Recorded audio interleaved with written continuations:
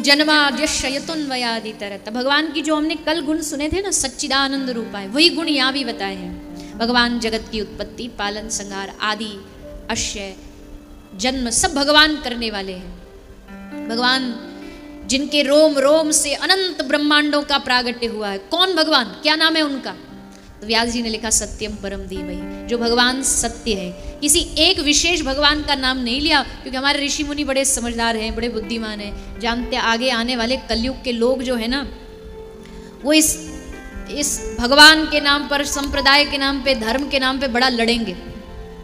अगर श्री वेद व्यास जी लिख देते कृष्णाम परम धीमहि, तो फिर सब कृष्ण भक्त झंडा लेके कहते भागवत तो जी हमारी है, क्योंकि कृष्ण भगवान को आरंभ में प्रणाम किया गया। अगर रामाम परम धीमहि लिखते तो रामानंदी कहते हमारी भागवत है, शिवम परम धीमहि तो शैव्य कहते हमारी है। इसलिए व्यास जी ने सब झंझट को खत्म कर दिया और लिख दिया सत्यम परम धीमहि।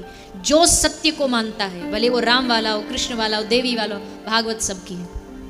भागवत कोई सांप्रदायिक ग्रंथ नहीं है, सबके लिए। जैसे एक प्याऊ जहां गर्मी में पानी मुफ्त में निशुल्क पिलाया जाता, वहां किसी की जाति पाति नहीं पूछी जाती, धर्म संप्रदाय नहीं पूछा जाता। भागवत भी तुम्हें यहां आने से पहले नहीं पूछती तुम किस भगवान को मानते हो, तुम किस जाति के हो।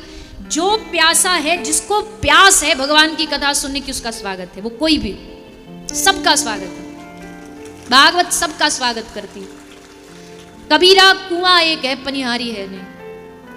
कोई उसको धनुष वाले के रूप में देखता है, कोई गदा वाले के रूप में देखता है, सबका अलग अलग भाव है, कोई किसी रूप में देखे। एक हमारे ब्रज के महाराज जी थे, वो सुनाते थे अपनी कथा में कि एक ऐसे ही बैठा था, कोई नास्तिक बैठा था पंडाल में।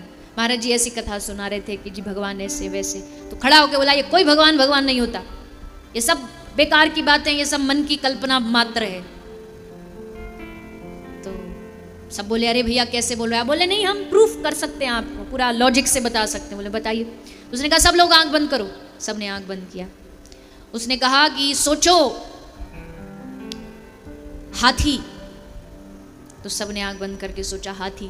क्या दिखा? बोला लंबी सूंड वाला, 4 पांव वाला, पूंछ वाला, 2 दांत वाला। सबको यही दिखा? बोले हाँ। सोचो घोड़ा।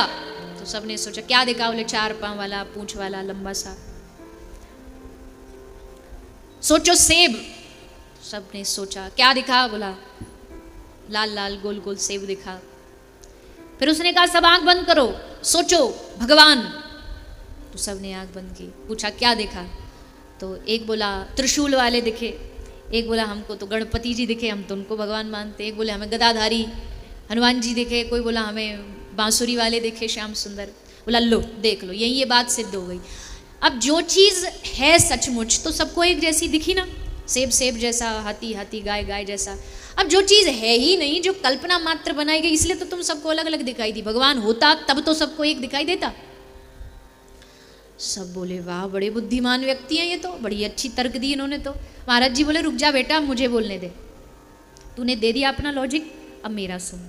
महाराज जी ने कहा सब आंख बंद करो। सबने आंख बंद करी। देखो हाथी। तो सबने देखा हाथी, 4 पांव वाला, सूंड वाला। देखो गाय। सबने देखी 2 सींग वाली गाय। सेब। सबने देखा सींग, शेर, सेब, सब अलग अलग देखते गए। फिर महाराज जी ने कहा आंख बंद करो और सोचो अपने अपने पिता, अपने अपने बाप को देखो। तो सबने आंख बंद करके अपने अपने पिता को देखा। बोले तुमको क्या दिखा? बोले हमको एकदम गोरा चिट्टा दिखा। अब जिसके पिताजी गोरे सो गोरे देखे। तुमको क्या दिखे? बोले हमको तो एकदम काले काले से दिखाई दिए। एक तुझसे पूछा तुझे क्या दिखा? बोला हमको एक हाथ वाले दिखे। अब जिसके पिताजी का हाथ नहीं उसको वैसा दिखेगा, जिसके एक पाँव नहीं पाँव दिखेगा, जिसकी एक आंख नहीं आंख दिखेगा, तो वैसे देखा। महाराज जी ने कहा देखो। उसने कहा मतलब क्या देखो? बोले मतलब ये कि भैया जब तुम्हारे जगत का पिता का रूप सबका अलग अलग हो सकता है, जो तुम्हारा जन्म देने वाला पिता है वो सबका अलग अलग रूप में हो सकता है, तो जो जगत पिता है साक्षात, क्या वो सबका अलग अलग रूप में नहीं हो सकता? किसी का बंशी वाला हो सकता है, किसी का धनुष वाला हो सकता है, किसी का मोर मुकुट वाला हो सकता है। पिता का सबका रूप अलग अलग है। सबके पिता एक जैसे थोड़ी दिखते हैं। किसी के सफ़ेद बाल हैं तो कोई काले बाल वाला है, किसी के दांत नकली हैं तो कोई असली दांत वाला है। सबका रूप अलग अलग है। तो जगत पिता का भी सबका रूप अलग अलग हो सकता है, पर है तो जगत पिता ही है, तो सबका स्वामी है। इसलिए लड़ाई झगड़ा बंद करो कि तेरा भगवान बड़ा, मेरा भगवान बड़ा, तेरी संप्रदाय छोटी, मेरे गुरुजी बड़े, तेरे वाले छोटे। ये सब झगड़ा नहीं होना चाहिए। सबके गुरु महान है, सबके इष्ट महान है, सबके परमात्मा महान है। हाँ, पर मेरे से अच्छा कोई नहीं है। ये बात मन में रखनी चाहिए कि भैया हमको जो मिले वो सर्वश्रेष्ठ है।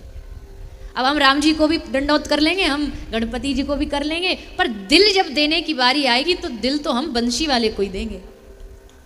अब जो हृदय में बसे हैं ना, तो वो तो बसे ही रहेंगे, चाहे आप लाख कोशिश करो। मैं हमेशा कथाओं में कहती हूँ, सम्मान सबका हो सकता है, पर दिल एक को ही दिया जाता है, प्यार एक से ही किया जाता है। वैसे ही सम्मान सबका हो सकता है, पर प्रेम तो एक ही से हो सकता है। जिनमें आपका मन लग जाए, जिनमें आपकी रुचि हो जाए, उनसे प्रेम करो। तो सत्यम परम धीमहि, सत्यम परम धीमहि, भगवान को प्रणाम किया। फिर आगे धर्म प्रोज्झित कैतवोत्र परमो निर्मत्सरा नाम सताम। भागवत का अधिकारिकों ने वो भी बताया कि जिसके भीतर निर्मत्सरता ना हो, जिसके भीतर किसी प्रकार की ईर्ष्या भावना ना हो, वो कथा सुनने का सच्चा अधिकारी है। फिर आगे बताया निगम कल्प तरोर गलितम फलम। श्रीमद् भागवत क्या है? श्रीमद् भागवत पका हुआ फल है, पका हुआ रसीला आम है। आम का सीजन चल रहा है। अब जो फल, जो आम को तोता खा ले ना, तो क्या मानते हैं हम लोग कि तोता का खाया फल क्या होता है? कड़वा होता है, मीठा होता है। तो अगर तोते का खाया फल मीठा होता है, तो सोचो भागवत जी के वक्ता कौन है? शुकदेव जी, शुक। अगर शुक जैसा महात्मा इस भागवत को सुना रहा है, श्रवण करा रहे हैं, तो सोचिए भागवत कितना रसीला ग्रंथ होगा, रसमय फल होगा कि शुक जैसे महापुरुष, शुक जो पूर्व जन्म में शुक, तोता ही तो शुक कहते हैं, तो वो शुकदेव जी इस भागवत को सुना रहे हैं। इसलिए ये भागवत निगमों का पका हुआ फल है, वेदों का फल है, सार है, और ये बड़ा रसीला फल है। अच्छा देखो, आम किस किस को पसंद है बताइए? सबको। कितने आम खा लोगे? कंपटीशन किया जाए, पैसा की शर्त रखी जाए कि भैया आपको इतना पैसा मिलेगा, तो कितना आम खा लोगे? है? बोलो ना, अपनी अपनी, देखो सबकी अपने पेट की अपनी कैपेसिटी होती है, तो अपनी कैपेसिटी अनुसार कोई 2 खा लेगा, कोई 4 खा लेगा, 5। पर देखो कोई कितना भी बड़ा खाने वाला हो, एक समय जा करके तो ब्रेक लगता ही है ना। और ये याद रखना, जो पहले वाले आम में जो टेस्ट और रस आनंद आएगा ना, वो चौथे 5वें में नहीं आएगा। पहले वाले में जो रस आएगा, दूसरे में कम आएगा, तीसरे में और कम, चौथे में और कम, 5वें में और कम, 6वें में और कम, और फिर तो महाराज। लेकिन अब भागवत भी फल है, आम भी फल है, पर दोनों में अंतर बहुत बड़ा है। उस फल में धीरे धीरे रस कम होता है। आप सब पढ़े होंगे अपने समय में, तो एक मार्जिन यूटिलिटी होती है। मार्जिन यूटिलिटी में पढ़ाया जाता है कि हर चीज़ में धीरे धीरे हमारा जो रस है वो कम होता जाता है। लेकिन भगवान के इस अध्यात्म मार्ग में उल्टा है, यहाँ हर दिन रस बढ़ता है। एक बार कथा सुनी तो जरा हल्की हल्की समझ आई, दूसरी बार सुनी और आनंद आ गया, तीसरी बार और रस आया, और फिर तो महाराज ऐसा नशा चढ़ा, ऐसा रस चढ़ा कि अब दुनिया में सबके बगैर जी सकते हैं, पर भगवान की कथा के बगैर नहीं जी सकते। कथा तो जहाँ सुनने मिल जाए सोई दौड़ पड़ते हैं, सोई भाग पड़ते हैं। ये कथा का रस है, ये रस नित्य बढ़ता है, ये रस नित्य भगवान की ओर लेकर के जाता है। और इस रस का चस्का जिसको लग जाए, इस रस का लगा चस्का जिसको लगता, वैकुंठ फीका सा उसको।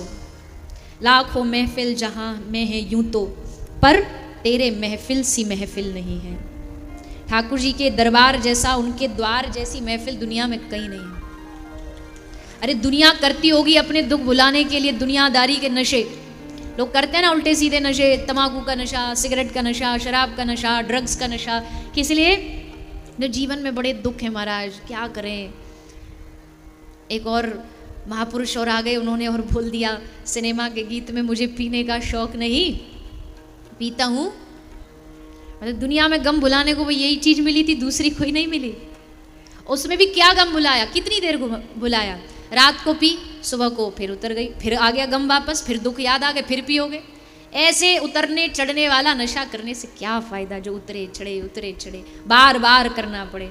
हमारे रसिक जन कहते जाम पर जाम पीने से क्या फायदा, रात को पी सुबह को उतर जाएगी, पर अपने मोहन से ऐसी तू नजरें मिला, सारी उम्र नशे में गुजर जाएगी। अगर चाहते हो ना सारी उम्र आनंद में, नशा मतलब आनंद में डूबते हुए बीते, तो मोहन से ठाकुर जी की नज़रों से नज़रें मिला लो, दृष्टि से दृष्टि मिला लो। और जब दृष्टि से दृष्टि मिल गई ना उनसे,